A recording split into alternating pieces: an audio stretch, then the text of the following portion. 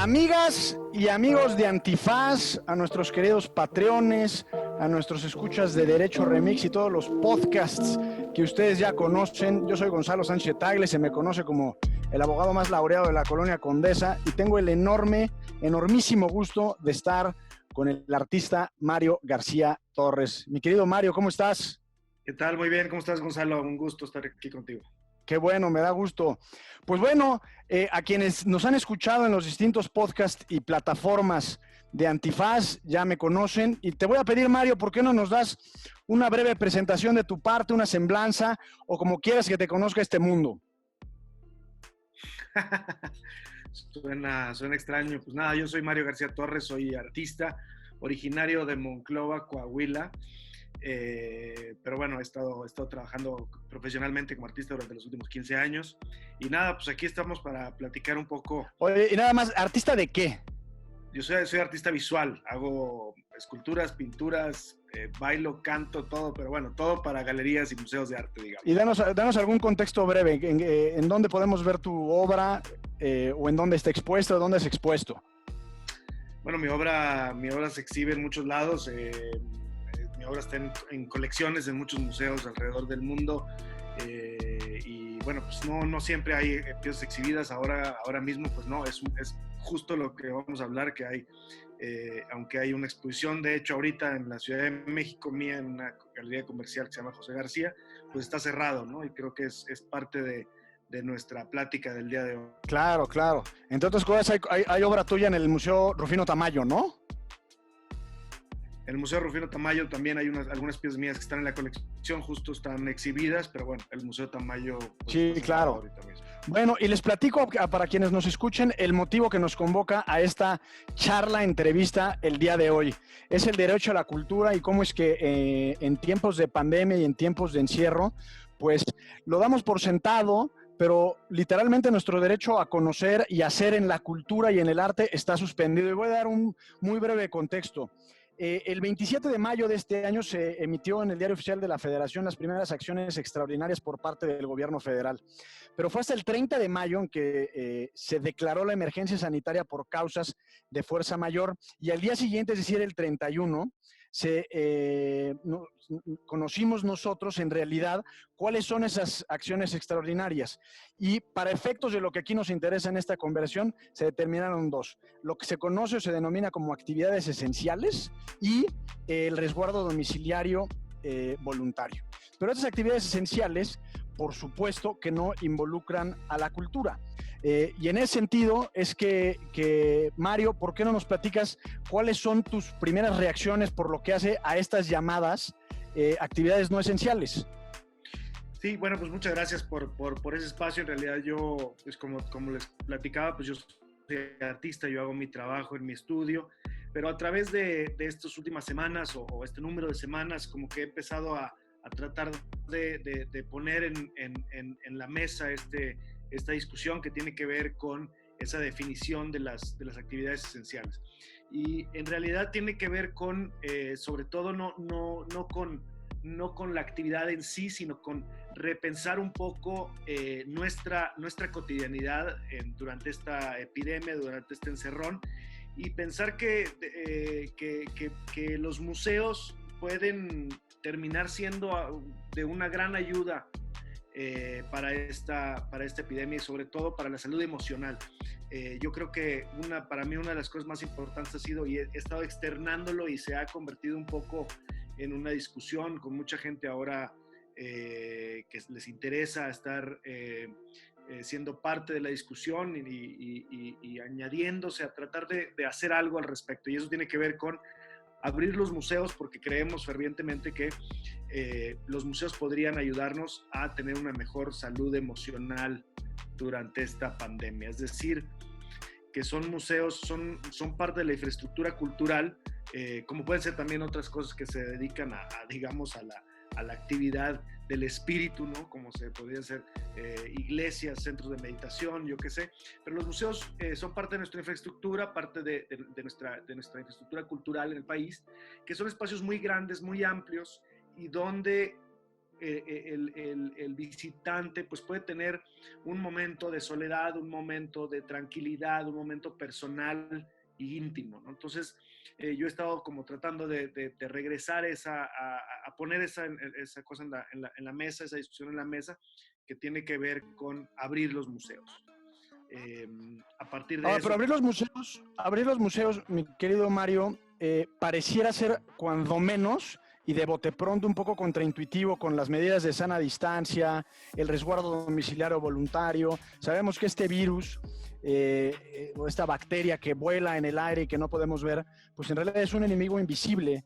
Y entonces, desde el punto de vista jurídico, pues podría contraponerse el derecho a la salud general, a la salud pública, con el acceso al arte y nuestro derecho a usar y disfrutar de los bienes culturales del país.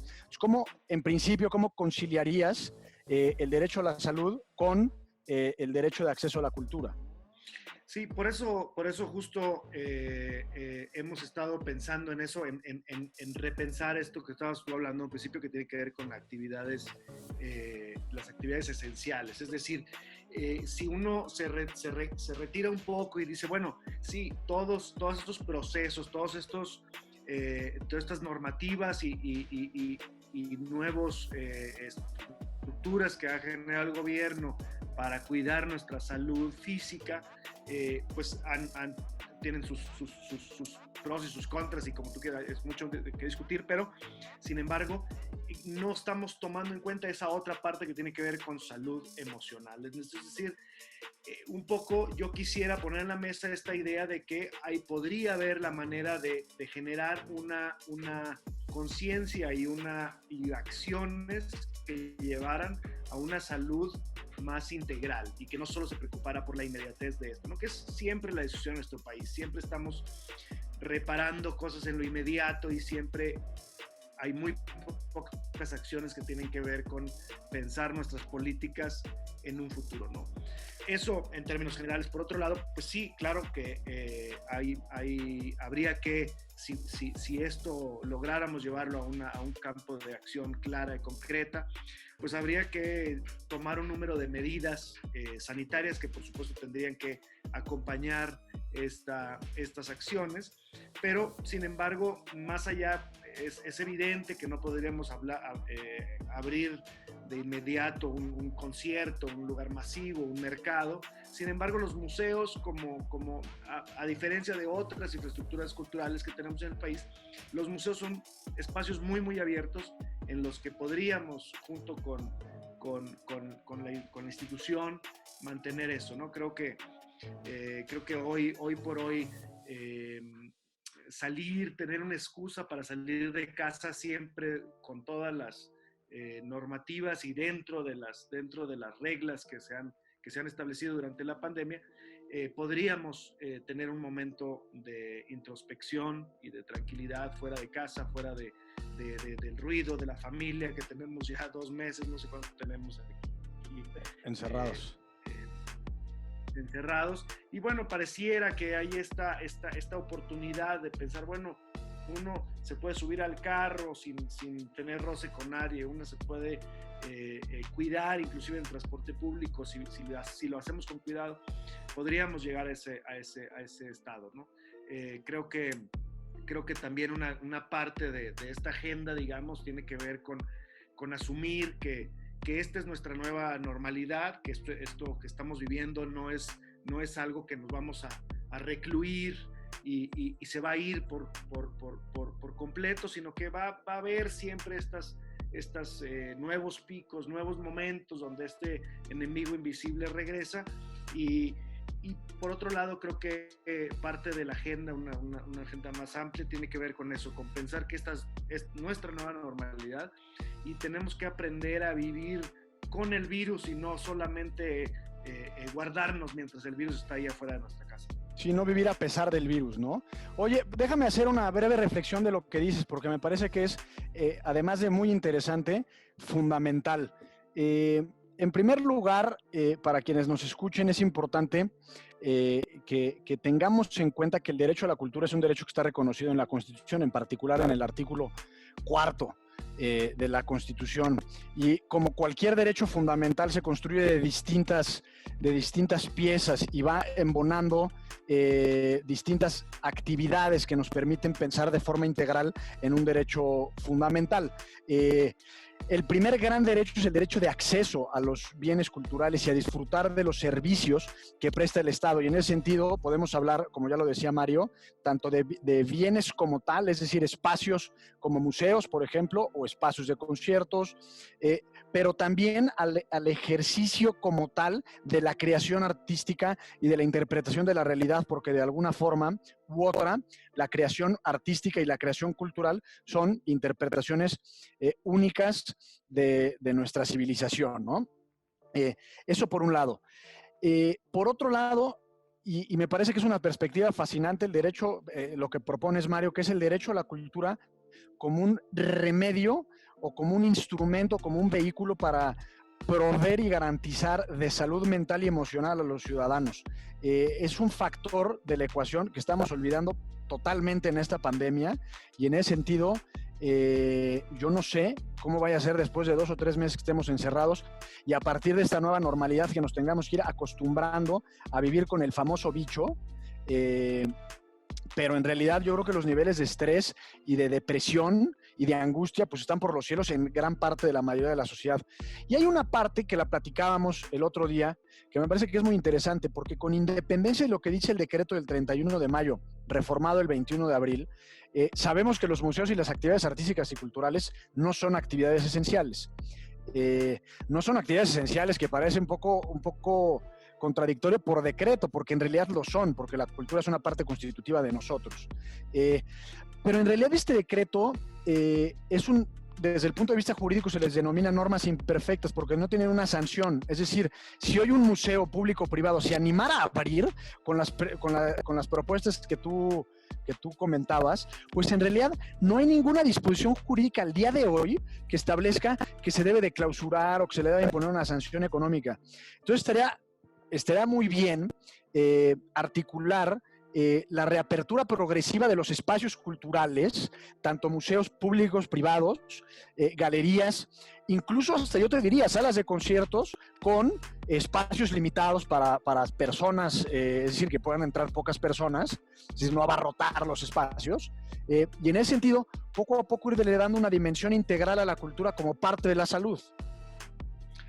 Sí, la historia, digamos, durante estas semanas ha sido que los museos y la infraestructura cultural del país pues ha puesto en lo inmediato, se pusieron a trabajar, a poner en línea mucho contenido que nos ha acompañado en realidad durante todo este tiempo. Todo el mundo hemos visto películas, leído libros, escuchado música, y toda esa cultura nos ha ayudado a llegar a este momento. Sin embargo, pareciera que hubiera, bueno, al menos en mi persona y en la gente con la que yo he platicado, pareciera que llega un momento en donde esa satisfacción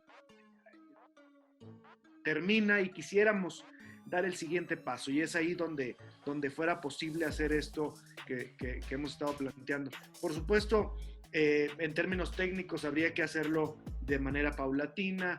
Los museos podrían abrir una galería pequeña, habría que hacer que la gente entrara de uno en uno a las galerías, hacer un sistema de citas online, en línea, para que nadie nos rozáramos en ningún momento. Es decir, son espacios suficientemente abiertos para poder hacer este tipo es un lujo, ¿no? En realidad es un lujo poder tener un momento de introspección tú solo, que inclusive esta situación extraordinaria que estamos viviendo nos lo provee, ¿no? Oye, Mario, déjame te interrumpo porque hay que repensar un museo. Es decir, para mí una parte importante es dentro de esta discusión es repensar y decir, bueno, ahora los museos tienen que ser diferentes, tienen que funcionar diferente, no tienen por qué ser, no tienen que funcionar igual que siempre han sido.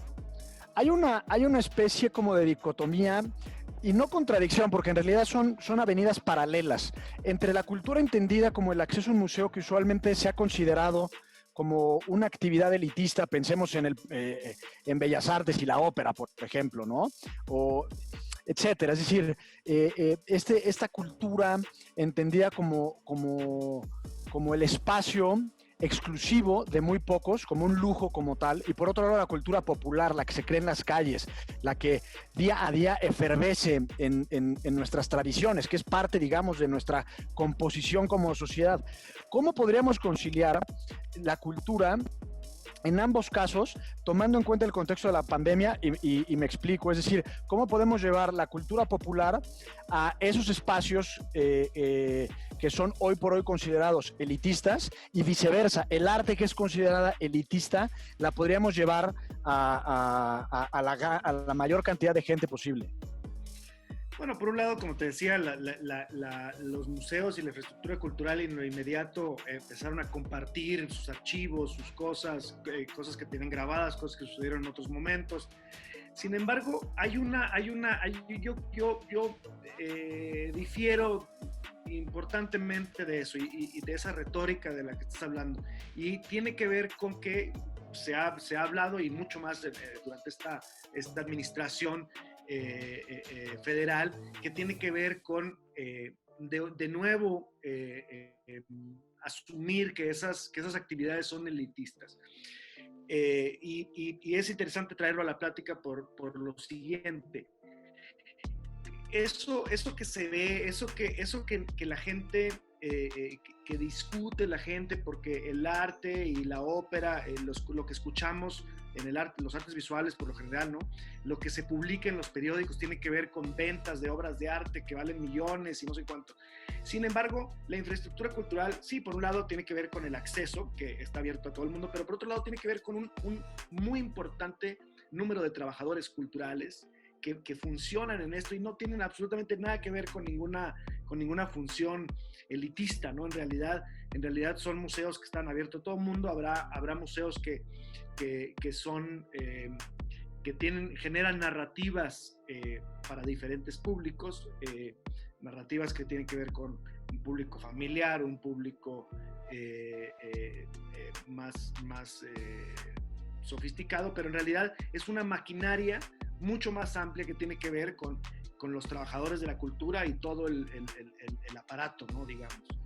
Pues yo creo que las premisas son interesantes y fascinantes, Mario, porque no solo es nuestro derecho de acceso a los bienes y servicios culturales, no solo está protegida la protección intelectual, sino que en tiempos de esta pandemia y el encierro y la declaratoria de emergencia sanitaria y todo lo que ya sabemos y conocemos, creo que se pone cuando menos en la mesa dos o tres cosas. La primera es que la cultura es parte fundamental de nuestra salud mental, es parte fundamental de nuestra identidad, y que esa salud mental e identidad pueden ser un factor de la ecuación esencial en tiempos de encierro, y no solo ahora, sino que en la medida en la que progresivamente salgamos a las calles se puede convertir en un vehículo de conexión solidaria de todas y todos los mexicanos. Bueno, mi querido Mario, creo que la discusión está ahí.